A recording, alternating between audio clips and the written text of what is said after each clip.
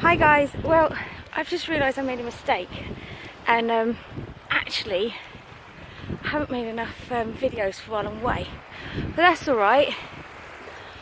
I can do a masterclass on the beach and send it to you.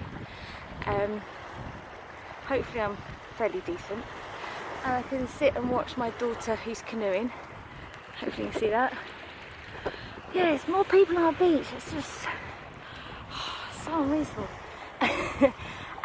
So I thought what I'd do is, one of the really great books I chose to read on holiday was a book about some Harvard Business School case studies. As I said to you in a masterclass a few weeks ago, I think it's really important that you never stop learning. And I said to you, whoever you choose as your coach, it's really important that, sorry, I'm just checking I've got the right sound. I think it's really important, whoever you choose as your coach, you choose someone, either one of the first questions you want to ask your coach is, you know, who are you learning from at the moment? What books are you reading? Who would you say is a big influence on your personal development? And for me, I'm just hooked on Harvard Business School. And now this is how I actually like to do my masterclasses from now on. I'm actually getting a G&T delivered. Thank you very much. I could lie and tell you it's not a G&T. Thank you! G&T on the beach. Then we've got paella lunch on the beach. Anyway, yeah, I'm really loving the Harvard Business School stuff, and it led me to buy one of the books about case studies. And the wind's pushed her back in, which is good. I know she's completely safe. Oh dear, this is a tough way to run a business. And in this book about Harvard Business School case studies is these three amazing entrepreneurs that I've been reading about. And in this book, Bill Murphy Jr. talks about 10 skills you need to be a successful entrepreneur. And I was really pleased to discover that by the looks of things I have those skills, which, you know, good relief. And I thought in this case study, which clearly sat on the beach drinking gin and tonics, watching my daughter. It's not going to be half hour, sorry guys, but I thought I'd share with you a couple of real-time case studies from my clients, completely confidential, about some of the stuff we've been covering so far. So for instance, there's you know, I often talk about assumptions and about how damaged they are for business. Really powerful one, completely changed a company's business to the tune of at least 5 figures, possibly 6 figures in 6 months. And it was, what we did was we looked at the contracts this company had, and this company, I'm just trying to make sure I don't give anything away for the confidentiality of this company. And this company had some seriously big customers, but they had to get all their customers via contractors, which meant that they were basically dangling on the end of a line, and it was whatever we're prepared to pay you, basically. And they said, you know, well, we can't go and, you know, see where we want more money, because this is how it works. I was employed by this company. The contract went out back in 2008 when a lot of people lost their work jobs. I got taken on as a consultant. Sophie was going to come and say, you can sit here, but you might be a bit bored. And he was taken on as a independent, self-employed consultant, and it just escalated from there. But it meant that he was working on their terms, and then other contractors took him on the same terms. And then ultimately, as the company grew, hiya, I'm doing a masterclass. You're welcome to sit here, but you might be a bit bored. I'll do it really quick, alright? Because tide's coming in and we'll do some more swimming. So anyway, this was an assumption that this company had made, that there was no way that they could get any more work like this for big companies, national, international corporations, unless they continued to just suck it up. Was that an assumption, or was that sensible thinking? I wasn't. As a coach, you don't tell people what to think, you listen.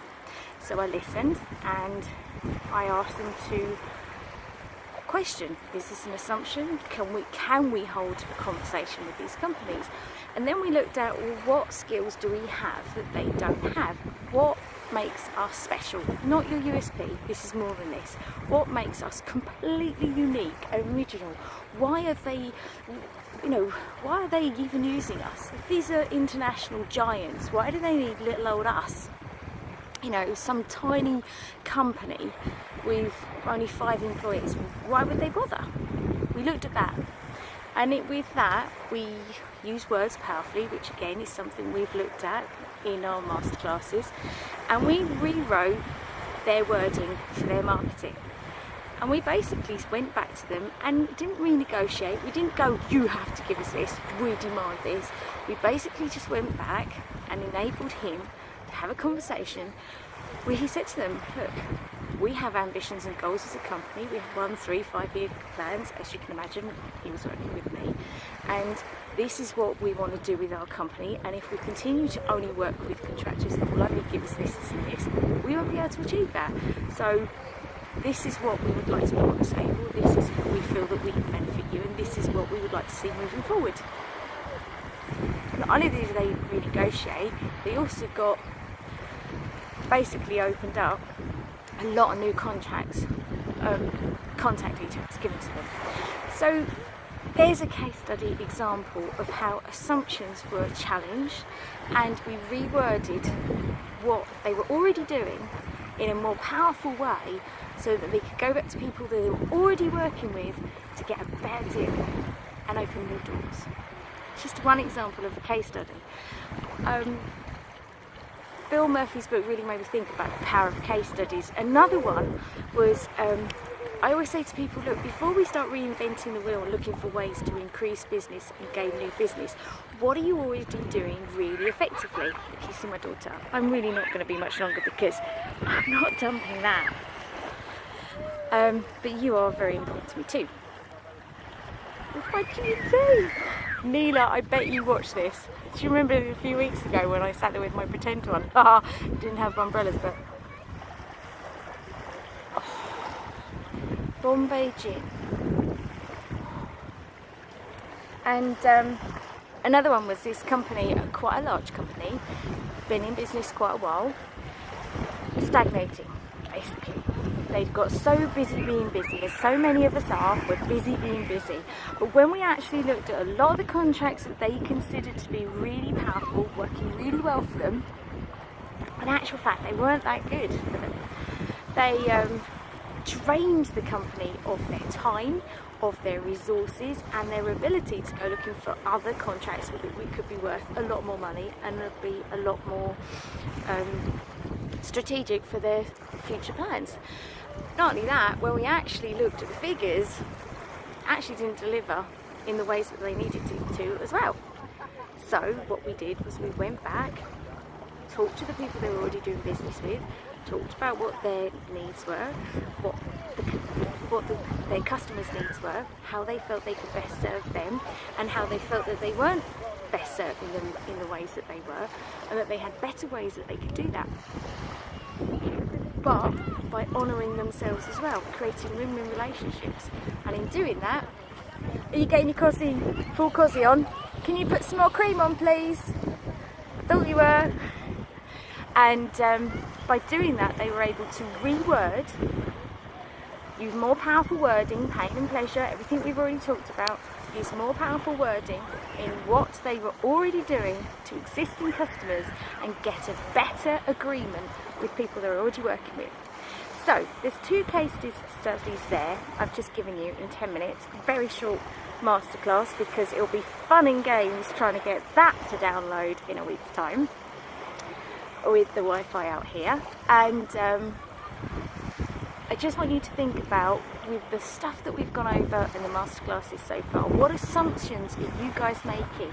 Think about those case studies I've just shared with you, how you could go back to people you're already working with, who already love you, who already think you're great, they already value you, but are you getting the most out of the relationship, or are you being taken for granted? Okay, so tide's coming in. I'm going to swim. girlie's getting her suntan cream on, and I shall see you soon. So, God, you nearly caught me out there. So, as always with the masterclasses, what homework are you going to set yourself? Realistically, come on guys. What homework are you setting? I should have started by saying what homework have you done from last week, what actions have you taken, but you know the drill by now. But what homework are you going to do from this masterclass this week? When we come back next week, what are you going to sit there and type at the bottom of the screen and say to me? Okay, what are you going to tell me? Apart from, hey Mandy, are you really upset that you're not drinking G&Ts? And I'll say no, because I had a fantastic holiday and I'm really buzzed and I can't wait to start work. And I really am looking forward already to getting back to work. I'm not wishing my holiday away, not at all. We've got plenty more nice things planned. But the point is, what will you be saying to me in a week's time? Mandy, I looked at these contracts that I've got, I looked at these customers, I looked at the relationship, I looked at how I could power these up, I looked at how I could reword the offerings I already give them and the conversation I have. And I'll be honest with you, that's quite scary. That is quite scary. That's fearful. Going to somebody you already do business with and say, look guys, can I have a conversation with you? I want to make this a better relationship for both of us, because it can be like, oh God, am I rocking the boat? This is dangerous ground. I know that. But in my experience with my customers, when it's handled in a really respectful way that benefits both parties, it works really powerfully. Okay? So, hope your life is going fabulously. I hope your business is going fabulously. And I shall see you at the BWN this September. It's going to be fantastic. Love you guys. Have a great day. Bye.